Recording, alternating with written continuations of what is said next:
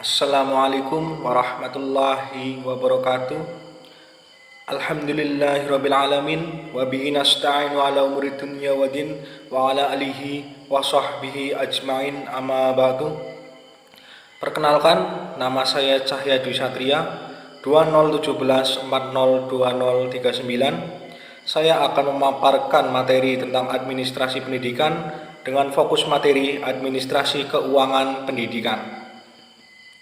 Ya, langsung saja, pendidikan merupakan sebuah proses pembentukan karakter agar peserta didik memiliki kepribadian yang mantap dan mandiri. Sebuah pendidikan akan berhasil dengan baik manakala ditopang oleh tenaga pendidikan yang profesional serta didukung oleh sarana dan prasarana belajar yang memadai. Untuk itu, kecukupan pendanaan keuangan adalah suatu keniscayaan manakala menginginkan pendidikan yang bermutu. Namun, banyaknya sumber pendanaan tidak menjadi jaminan kualitas pendidikan manakala tidak dikelola dengan baik. Untuk itu, manajemen keuangan pendidikan perlu dikelola dengan baik sehingga dengan pendanaan yang ada mampu memberdayakan masyarakat sekolah dalam mencapai tujuan pendidikan. Ketersediaan dana yang melimpah jika tidak dikelola dengan baik, maka tidak mustahil pemborosan, ketidaksesuaian belanja dengan rencana atau bahkan penyelewengan dana bisa saja terjadi. Untuk itu, perencanaan yang baik, kesesuaian belanja sekolah dengan rencana pengawasan dan pertanggungjawaban perlu dimanajemen dengan baik. Untuk itu, akan dibahas lebih lanjut berkenaan dengan konsep manajemen keuangan pendidikan, ruang lingkup manajemen keuangan, dan sumber-sumber keuangan pendidikan. Ya, yang pertama ada pengertian manajemen keuangan pendidikan. Manajemen keuangan pendidikan atau disebut juga dengan pembiayaan pendidikan adalah sejumlah kegiatan yang berhubungan dengan pengadaan keuangan, pemanfaatan keuangan hingga pertanggungjawaban keuangan dengan harapan tercapainya tujuan pendidikan secara efektif dan efisien. Manajemen keuangan pendidikan merupakan kegiatan pengurusan atau ketatausahaan keuangan meliputi pencatatan, perencanaan, pelaksanaan, pertanggungjawaban, dan pelaporan. Dengan demikian, manajemen keuangan pendidikan dapat dimaknai sebagai rangkaian aktivitas yang terdiri dari perencanaan, pembukuan, pembelanjaan, pengawasan, dan pertanggungjawaban keuangan sekolah. Jadi, dapat disimpulkan bahwa manajemen keuangan pendidikan adalah sejumlah aktivitas yang tersusun secara sistematis, mulai dari perencanaan, penggunaan keuangan, pengawasan, dan evaluasi, serta pertanggungjawaban dan pelaporan. Yang kedua, berikutnya ada ruang lingkup manajemen keuangan pendidikan. Pertama, ada perencanaan anggaran atau budgeting. Adalah kegiatan mengidentifikasi tujuan, menentukan prioritas, menjabarkan tujuan ke dalam penampilan operasional yang dapat diukur, menganalisis alternatif pencapaian tujuan dengan analisis cost effectiveness, membuat rekomendasi alternatif pendekatan untuk mencapai sasaran. Dalam penyusunan anggaran, pengelola keuangan perlu memperhatikan sumber-sumber keuangan yang ada, baik itu bersumberkan dari orang tua, murid, komite, masyarakat, maupun pemerintah, baik itu pemerintah daerah maupun pemerintah pusat. Selain itu, pengelolaan keuangan juga perlu memperhatikan prinsip-prinsip sebagai berikut. Yang pertama, hemat sesuai dengan kebutuhan. Yang kedua, terarah dan terkendali sesuai dengan rencana. Yang ketiga, tidak diperkenankan untuk menggunakan dana untuk keperluan di luar keperluan kegiatan belajar dan mengajar. Dan bagian yang kedua ada pembukuan atau accounting. Dalam manajemen keuangan pendidikan meliputi dua hal. Pertama, pengurusan menyangkut kewenangan menentukan kebijakan, menerima dan mengeluarkan uang. Kepengurusan ini disebut juga dengan istilah kepengurusan tata usaha. Kedua, kepengurusan yang menindaklanjuti urusan pertama, yakni menerima, menyimpan, dan mengeluarkan uang dalam pengelola keuangan hendaknya kepala sekolah memberikan arahan serta bimbingan kepada seluruh staf yang diberikan kepercayaan untuk mengelola keuangan sekolah. Berikut ini beberapa hal yang perlu dikenakan pada staf berkaitan dengan pembukuan keuangan sekolah. Ada buku pos, faktur, buku kas, standar cek, lembar cek, jurnal, buku besar, buku kas pembayaran uang sekolah, buku kas piutang, neraca percobaan. Dan yang ketiga ada pemeriksaan atau auditing. Adalah kegiatan yang menyangkut pertanggungjawaban penerimaan, penyimpanan, dan pembayaran atau penyerahan uang yang dilakukan bendahara kepada pihak-pihak yang berwenang. Terdapat beberapa bentuk auditing, yakni yang pertama ada pemeriksaan laporan keuangan. Kegiatan ini bertujuan untuk menentukan apakah keseluruhan laporan keuangan merupakan informasi yang sudah terukur dan terverifikasi sesuai dengan kriteria tertentu.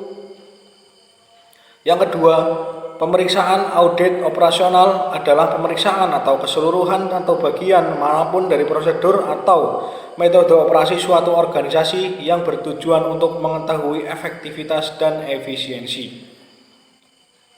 Yang selanjutnya ada pertanggungjawaban. Pertanggungjawaban adalah pelaporan dibuat sebagai bentuk pertanggungjawaban keuangan kepada kalangan internal, lembaga atau eksternal yang menjadi stakeholder lembaga pendidikan. Menurut Arwil Dayanto dan kawan-kawan, pertanggungjawaban keuangan sekolah dapat diberikan sesuai dengan keperluan mulai setiap triwulan sekali, 1 tahun sekali, atau setiap pergantian kepemimpinan kepala sekolah. Dan laporan keuangan ini diantaranya dapat ditunjukkan kepada yang pertama adalah ada kepala dinas pendidikan, yang kedua ada kepala badan administrasi keuangan daerah atau dinas pendidikan daerah dan lain sebagainya. Yang ketiga ada sumber-sumber keuangan pendidikan. Di dalam Undang-Undang Nomor 20 Tahun 2003, Pasal 46 Ayat 1 dinyatakan bahwa pendanaan pendidikan menjadi tanggung jawab bersama antara pemerintah daerah, dan masyarakat. Hal ini juga disebutkan oleh Sulistiorini bahwa secara garis besar sumber keuangan pendidikan dapat dikelompokkan menjadi 3, yaitu yang pertama pemerintah pusat, pemerintah daerah maupun keduanya. Yang kedua ada orang tua siswa dalam kurung atau peserta didik. Yang ketiga, masyarakat, baik yang sifatnya mengikat maupun tidak mengikat. Ya, pemerintah. Mungkin dari pemerintah ini, sumber keuangan dari pemerintah disediakan melalui jalur anggaran rutin dalam daftar isian kegiatan yang dialokasikan pada semua sekolah untuk setiap tahun ajaran. Dana ini lazim disebut dengan dana rutin. Yang selanjutnya dari orang tua atau siswa. Pendanaan dari orang tua atau peserta didik disebut juga dengan pendanaan dari masyarakat yang sifatnya mengikat. Pendanaan ini disebut juga dengan istilah iuran komite yang besarannya ditentukan melalui rapat komite. Pada umumnya, dana komite dibedakan menjadi 3 jenis, yakni yang pertama, dana tetap bulanan. Adalah pendanaan yang wajib dibayar oleh orang tua peserta didik setiap bulannya selama menjadi peserta didik. Yang kedua, dana insidental merupakan pendanaan yang diwajibkan kepada peserta didik baru dan pada umumnya hanya dibayarkan 1 kali selama menjadi peserta didik. Yang ketiga, dana sukarela adalah pendanaan yang diberikan secara sukarela oleh peserta didik atau orang tua peserta didik. Nah, yang selanjutnya ada dari yang masyarakat.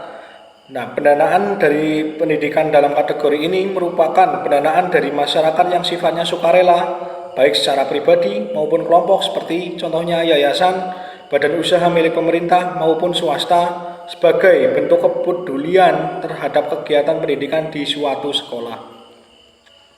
Yang selanjutnya ada dana dari alumni mungkin.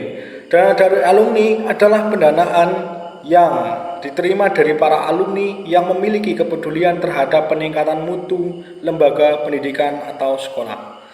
Bantuan daripada alumni tidak hanya terbatas dalam bentuk uang, namun dapat pula berupa bantuan tenaga, buku, perlengkapan sekolah, atau seperti yang dimaksud tenaga itu mengabdikan dirinya untuk mengajar sebagai bentuk rasa syukur dan terima kasih kepada lembaga pendidikan karena sudah memberikan ilmunya dan sebagai bentuk pembekalan diri terhadap dunianya yang baru terjun dalam dunia pendidikan. Yang selanjutnya ada dana dari peserta kegiatan. Adalah pendanaan yang bersumberkan dari kegiatan-kegiatan yang diselenggarakan oleh pihak sekolah. Yang selanjutnya ada dana dari kegiatan kewirausahaan sekolah. Banyak sekolah-sekolah saat ini yang mengembangkan usaha untuk meningkatkan keberdayaan sekolahnya dalam aspek pembiayaan. Lanjut untuk yang keempat ada prinsip-prinsip manajemen pendidikan. Yang pertama ada transparansi, yang artinya keterbukaan. Transparansi dalam manajemen keuangan pendidikan berarti adanya keterbukaan dalam pengelolaan keuangan mulai dari sumber-sumber keuangan, pemanfaatan hingga pertanggungjawaban keuangan pendidikan. Transparansi keuangan sangat diperlukan bagi pihak-pihak yang berkepentingan untuk mengetahuinya. Transparansi juga akan sangat bermanfaat untuk meningkatkan partisipasi orang tua, masyarakat, dan pemerintah dalam penyelenggaraan program pendidikan. Selain itu, transparansi juga akan meningkatkan tingkat kepercayaan antar orang tua, masyarakat, pemerintah, dan pemerintah daerah melalui kemudahan dalam mengakses informasi-informasi keuangan pendidikan. Informasi keuangan pendidikan di sebuah lembaga dapat dituangkan melalui RAPBS yang ditempelkan di papan pengumuman, ruang guru, ruang tata usaha, maupun melalui media online website lembaga pendidikan yang bersangkutan sehingga semua yang berkepentingan mudah mengetahui sumber keuangan serta pemanfaatannya. Yang B, ada akuntabilitas. Akuntabilitas adalah kondisi seorang yang dinilai oleh orang lain karena kualitas performansinya dalam menyelesaikan tugas untuk mencapai tujuan yang menjadi tanggung jawabnya. Akuntabilitas dalam manajemen keuangan pendidikan berarti penggunaan keuangan pendidikan dapat dipertanggungjawabkan sesuai dengan perencanaan yang telah ditetapkan. Berdasarkan perencanaan yang telah ditetapkan dan peraturan yang berlaku, pihak sekolah membelanjakan uang secara bertanggung jawab.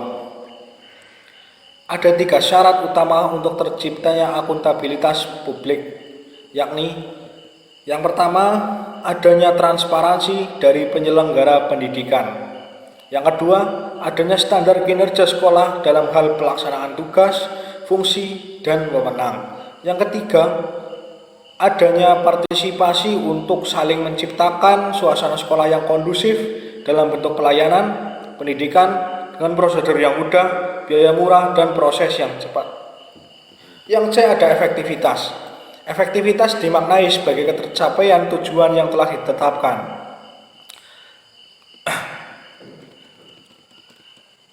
Dan yang selanjutnya ada efisiensi, adalah perbandingan terbaik antara input dan keluaran output atau antara daya dan hasil. Daya yang dimaksud berupa pikiran, waktu, dan biaya. Selanjutnya, yang kelima ada tugas pengelolaan keuangan. Menurut Junet Rastafara, dalam pelaksanaan manajemen keuangan menganut asas pemisahan tugas, yakni otorisator, ordonator, dan bendaharawan. Kepala sekolah sebagai pemimpin di sekolah memiliki fungsi sebagai otorisator dan dilimpahi fungsi ordonator untuk memerintahkan pembayaran. Kepala sekolah tidak dibenarkan melakukan fungsi bendahara karena kepala sekolah memiliki kewajiban untuk melakukan pengawasan ke dalam. Adapun bendahara melaksanakan fungsi sebagai bendaharawan, sekaligus dilimpahi tugas sebagai ordonator untuk melakukan pengujian hak atas pembayaran. Manajer keuangan sekolah memiliki tugas untuk menentukan keuangan sekolah mulai dari cara mendapatkan dana hingga pemanfaatan dana. Berikut ini diantara beberapa tugas manajer keuangan sekolah. Yang pertama, manajer untuk perencanaan perkiraan.